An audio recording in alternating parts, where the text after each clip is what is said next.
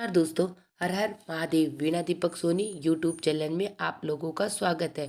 आज मैं आपको इस वीडियो के माध्यम से भाई दूज की कथा कहानी सुनाने वाली हूँ। आप कहानी को प्रारंभ से लेकर अंत तक पूरी ध्यानपूर्वक सुना, क्योंकि आधा अधूरा ज्ञान इंसान के लिए अच्छा नहीं होता।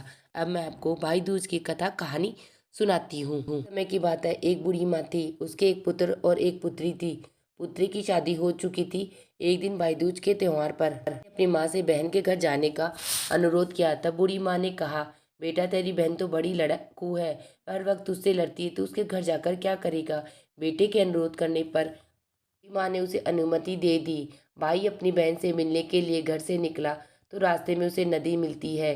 नदी बोल रही है, मैं तेरा कालू, तुझे डुबाऊंगी। तब भाई कहता, मैं कई साल बाद अपनी से मिलने जा रहा हूँ, उससे मिलकर आने दो, फिर वापस आते वक्त तुम मुझे डुबो देना। तो नदी मान जाती है, उसे रास्ता दे देती है। थोड़ा आगे बढ़ता तो रास्ते में उसे मिलता है। सर बोलता, मैं तुम्हें डसूंगा। तब भाई कहता है, पहले मुझे अपनी बहन से मिलकर टीका लगवाने दो, फिर तुम मुझे डस लेना। सर भी उसे रास्ता दे देता। अब वह आगे चलता है बढ़ता है तो आगे जंगल में उसे एक शेर मिलता है।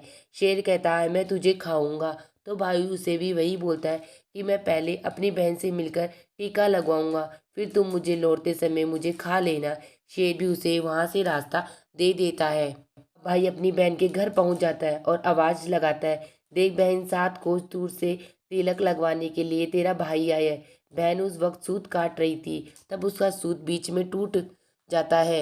यह मानती है कि यदि सूत करते वक्त सूत बीच में टूट जाए तो जिस बहन के इकलौता भाई होता है, वह सूत जब तक पुनः जुड़ नहीं जाता तब तक बहन बोलती नहीं। भाई बाहर से पुनः आवाज फिर से आवाज लगाता है, बाहर की आवाज सुन। जब बहन जवाब नहीं देती तो भाई मन में सोचता है, मुझ गरीब से मेरी बहन बात नहीं करना चाहती। माँ ने सही कहा था, मुझे यहाँ नहीं आना चाहिए था। सोचकर वह वापस जाने लगता है। इतने में बहन का सूत पुनः जुड़ जाता है और वह भाई को आवाज देती है और उसकी तरफ दौड़ती है, उसे बात न करने का कारण बताती है। बहन बड़े प्यार से भाई को घर के अंदर लेके जाती है और वह अपनी सहेली पड़ोसन की घर जाती है। उससे पूछती है, सहेली कौन, कोई जान से प्यारा मेहमान आए तो क्या करना चाहिए। पड़ोसन मजाक में कह देती है, तेल से चोखा खाना चाहिए और घी में चावल पकाने चाहिए। भोली बहन पड़ोसन का मजाक समझ नहीं पाती और वैसा ही करती है। अब न तो चोखा सूखता है और न ही चावल सीजते। इधर सूखा भाई भूखा भाई उससे, बहन भूख लगी है, खाना परोस दे। तब बहन बोली, भाई आज ना तो चावल सीज रहे हैं और न ही चोखा सूख रहा है। भाई ने पूछा, कैसे तो तूने चोखा लगाया और कैसे तूने चावल पकाए। बहन बोली, मैंने पड़ोसी से पूछा, उसने कहा जान से प्यारा मेहमान आए तो तेल का चोखा लगाना चाहिए और घी में चावल चढ़ाने चाहिए। भाई बोला, अरे मेरी भोली बहन, कभी तेल का चोखा सूखा है और कभी घी में चावल पके हैं। पानी का चोखा लगा और पानी में ही चावल चढ़ा। फिर वह ऐसा ही करती है, तब चोखा सूख जाता है और चावल भी पक जाते हैं। तब उसने घी और शक्कर डालकर भाई को कराती है, फिर उससे तिलक करती है। कई दिन बीत जाते हैं। एक दिन भाई बोला, बहन अब मैं घर वापस जाऊंगा, माँ अकेली है। अगले दिन सुबह बहन जल्दी उठकर गेहूं पीसकर भाई के लिए लड्डू बनाती है। कुछ लड्डू बच्चों के लिए रखकर अपने भाई को विदा करती है। सुबह जब बच्चे उठते हैं तो माँ उसे खाने को मांगते हैं, तब माँ उन्हें वही लड्डू देती है। तब वह देखती है कि क्या सारे लड्डू हरे रंग के हैं, हरे रंग के हो गए। फिर वह चक्की में देखती है तो उसमें गेहूं के साथ एक साथ भी पीस गया होता है। वह पुनः उन लड्डू को फेंक देती है और अपने भाई के पीछे भागती है। रास्ते में एक पेड़ के नीचे उसका भाई बैठा हुआ था। उसे देखकर बोला, क्या हुआ बहन। तब बहन पूछती है, मैंने तुझे जो लड्डू बांधे वो खाए तो नहीं, तेरे लड्डू मैंने अभी नहीं खाए, पेट पर टंगे हैं, ले ले। वह पेड़ से लड्डू उतारती है और वह गड्ढा खोदकर लड्डू को वहीं गाड़ देती है। फिर अपने भाई को सारी बात बताती है। भाई बोला, बहन तूने एक बार तो मुझे मौत से बचा लिया, लेकिन मैं पीछे कईयों को अपनी मौत का सौदा दे के आया हूँ। बहन को सारी बात बता दी भाई ने। वह दोनों वहीं पर बैठ गई। बैठकर दोनों बात कर रहे होते हैं कि बहन भाई से पानी मांगती है। भाई बोला, थोड़ी दूर एक तालाब है, वहां से मैं अभी पानी लेकर आता हूँ। बहन बोली, मैं खुद जाती हूँ और पानी पीकर वापस आती हूँ। वह पानी पीने तालाब के पहुंचती है तो देखती है कि वहाँ एक बुढ़िया बैठी है। वह उसे पास जाकर पूछती है, माँ तुम यहाँ क्यों बैठी हो? तब बुढ़िया बोलती है, मैं विधाता हूँ, एक बहन के भाई की ता देख रही हूँ, इंतजार कर रही हूँ। तब पूछती है, माता वह कौन है? तब विधाता बोलती है कि एक भाई जिसके प्यार में उसकी बहन ने सर्प की हत्या कर दी। बहन सोचती है यह तो मेरा ही भाई है।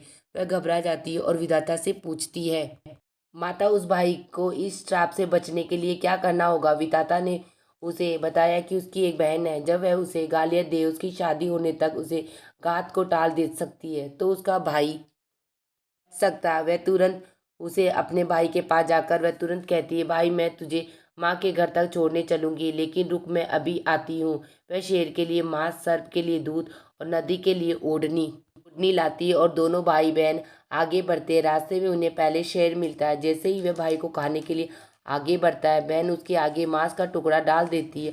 शेर मांस के टुकड़े को खाने में लग जाता है और भाई बहन आगे बढ़ते, आगे उन्हें वह सांप मिलता है और जैसे ही वह सर्प उसे डसने के लिए आता है, बहन सर्प के आगे दूध का प्याला रख देती है। सर्प दूध पीने लगता है। वह दोनों अब आगे चले जाते हैं। में उन्हें नदी मिलती है तो भाई बहन भाई को डुबाने की तैयारी होती है, पर बहन नदी को ओढ़नी उड़ा देती है। खुश होकर नदी रास्ता दे देती है। वह दोनों भाई बहन आगे बढ़ते और अपने घर पहुंच जाते हैं। बेटी को देखकर बहुत खुश होती है, पर बहन उसी समय भाई को गाली देने लगती है। तब माँ बेटे की इससे कहती है, इस गालिया बहन को क्यों लेके आया है? वह सारे दिन लड़ाई करी। तब भाई बोलता, माँ बहन तो बहुत अच्छी थी, पता नहीं पर इससे अब आते हुए क्या हो गया है। थोड़े दिनों में भाई का रिश्ता आता है। सब कहते हैं बहन पागल तो है पर भाग्यवान है। पर जब ससुराल वाले सगाई के लिए मिठाई लाते हैं तो बहन कहती है, इसकी मिठाई क्यों? मेरी मिठाई बांटो, इसकी मिठाई क्यों?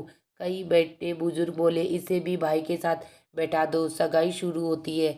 वह आग लग जाती है। बहन को तो पता ही था कि उसके भाई का घात है। उसने तुरंत ही वह आग बुझा दी। अब कुछ दिनों बाद शादी की कार्यक्रम शुरू होते हैं, परंतु बहन हर समय भाई के साथ रहती थी। जब भाई की निकासी होने लगी तब बहन बोली, और अरे इसकी निकासी क्या करते हो? पहले मेरी निकासी करो और इसे दरवाजे से लेकर जाओ। बहन के इतना बोलते ही आगे का दरवाजा टूटकर गिर जाता है। सब कहते हैं भले ही बहन लड़ाकू हो पर बराबर भाई की जान बचा रही है। जब भाई फेरों में बैठता है तो फिर कहती है, इसकी जगह मैं फेरों में बैठूंगी। शादी के बाद जब दूल्हा दुल्हन की रात जागती है तो बहन कहती है, इसकी पहले मेरी रात जगाओ। कई लोग बोले, बीच में पर्दा लगाकर इसे भी साथ में सुला दो। रात में जब भाई भाभी सो जाते हैं तब वहाँ एक सर्प आता है।